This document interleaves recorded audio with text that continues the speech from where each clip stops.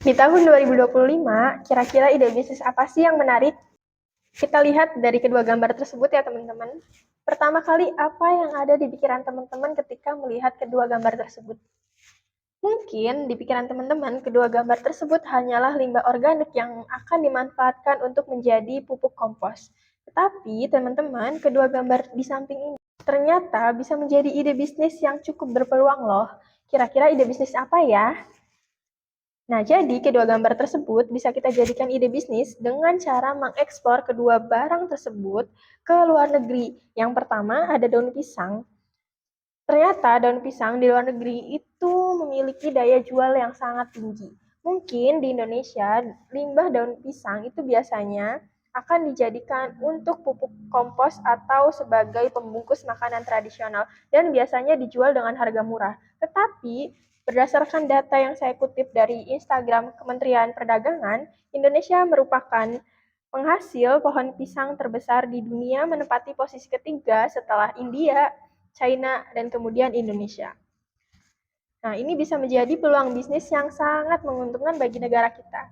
Dilansir dari Instagram resmi Kementerian Perdagangan, daun pisang menjadi salah satu komoditas yang sangat diminati atau dibutuhkan di luar negeri, contohnya di Jepang. Di Jepang sendiri, daun pisang biasanya digunakan untuk membungkus makanan tradisional yang bernama cimaki yang biasanya disajikan pada perayaan Hari Anak Nasional. Selain di Jepang, Amerika Serikat juga ternyata sangat-sangat meminati daun pisang untuk biasanya digunakan sebagai pembungkus makanan tradisional atau sebagai tradisi-tradisi adat di sana.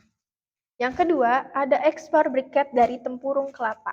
Nah, teman-teman, selain daun pisang, ternyata limbah dari tempurung kelapa itu bisa kita manfaatkan atau bisa kita olah menjadi briket atau arang, yang biasanya memiliki daya jual yang sangat tinggi dan punya peluang ekspor yang tinggi juga. Nah, biasanya briket ini sangat diminati oleh negara-negara di Eropa, Amerika, Australia, Brazil, dan Timur Tengah. Nah, di Timur Tengah sendiri biasanya arang atau briket itu dimanfaatkan sebagai shisha atau rokok tradisional khas Timur Tengah. Nah, kira-kira bagaimana sih cara agar sukses mengekspor kedua barang tersebut ke luar negeri dan apa saja persyaratan yang dibutuhkan untuk mengekspor dan bagaimana cara agar mendapatkan customer? Mari kita simak pembahasan selanjutnya. Yang pertama ada tips dan syarat yang dibutuhkan untuk ekspor daun pisang. Nah, yang pertama ada syarat ekspor.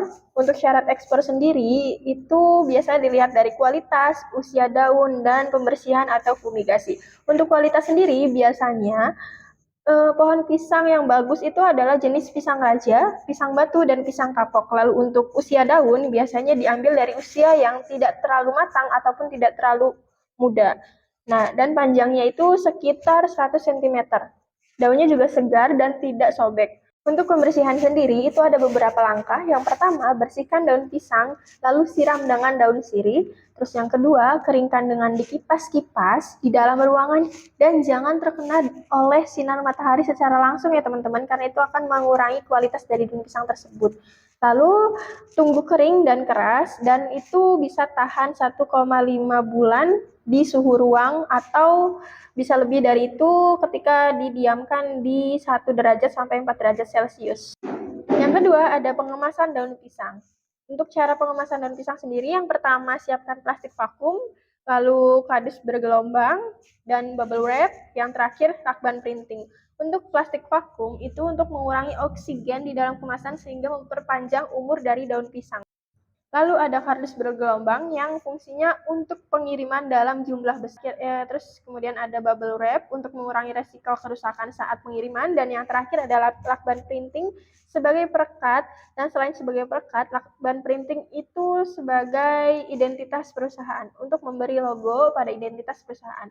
Baik teman-teman, saya akan meneruskan apa yang sudah dijelaskan oleh teman saya mengenai ekspor daun pisang. Nah, di sini saya akan menjelaskan tentang ekspor briket. Kenapa sih kita harus ekspor briket?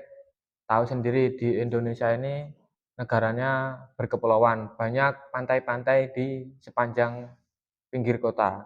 Nah, tentunya di situ ada banyak pohon kelapa dan salah satu bagian dari pohon kelapa itu sendiri adalah batok kelapa yang sering digunakan untuk dijadikan arang kayu bakar, ataupun dijadikan kerajinan. Pernahkah Anda berpikir bahwa arang kelapa itu dapat dijadikan briket dengan harga jual yang lebih tinggi dan juga pasar internasional? Lalu bagaimana sih agar briket itu bisa dijual di luar negeri? Nah, ada 3 cara agar dapat briket itu dapat dijual diekspor di luar negeri. Untuk cara yang pertama itu adalah briket tidak boleh cepat rusak atau tahan lama. Jadi caranya itu dari tingkat kepadatannya itu harus sesuai, dan juga kadar airnya harus kurang dari 2%, maksimal kurang dari 2%. Nah, itu caranya bisa dengan cara pengeringan menggunakan oven gas, dan semakin kering itu semakin padat juga hasilnya. Untuk yang kedua, briket harus tidak berbau. Jadi briket tidak boleh ada baunya. Nah, itu caranya bersihkan serabut-serabut di batok kelapa itu lebih dari 2 kali. Terus untuk yang terakhir itu briket tidak boleh berasap. Nah, kalau briket berasap itu biasanya ada benda-benda lain yang ikut tercampur dalam arang tersebut. Jadi tidak boleh ada benda lain yang tercampur dalam briket. Lalu selanjutnya itu dari pengolahannya sendiri. Bagaimana cara pengolahannya batok kelapa? Apakah susah? Tentu tidak, teman-teman.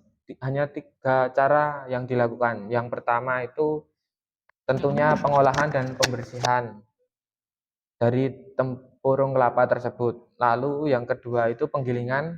Jadi dari batok kelapa tadi itu digiling menggunakan chopper hingga halus.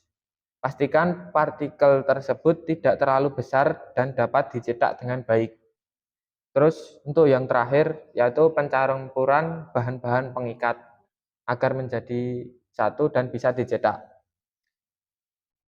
Lalu untuk selanjutnya bagaimana cara pengemasannya agar bisa kita ekspor ke luar negeri? Kita bisa melakukan dengan berbagai cara. Salah satunya dengan plastik vakum atau plastik kedap udara. Untuk yang kedua bisa kita menggunakan kertas kraft yang ideal untuk lingkungan. Untuk yang ketiga itu bisa kita menggunakan kardus bergelombang, dan yang terakhir kita bisa menggunakan karung oven. Sebelum barang-barang tersebut diekspor, tentunya ada dokumen-dokumen yang harus kita lengkapi ya kawan-kawan. Untuk yang pertama itu ada invoice, yaitu merupakan dokumen yang mendetailkan informasi mengenai harga, jenis, jumlah, dan keterangan lainnya. Untuk yang kedua itu dokumennya adalah surat packing list.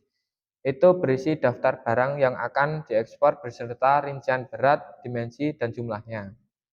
Untuk yang ketiga itu adalah ada surat izin ekspor. Diperlukan untuk barang-barang yang memiliki batasan ekspor. Izin ini menunjukkan barang yang akan diekspor sesuai dengan regulasi yang berlaku.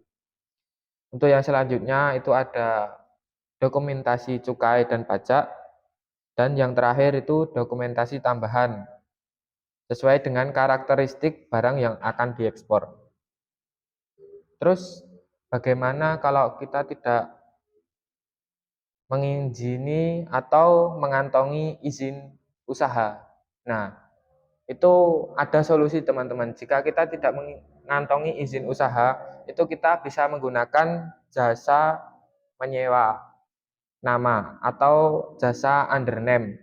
Nah, undername adalah jasa yang menyewakan izin ekspor impor bagi perusahaan yang terkendala izin usahanya.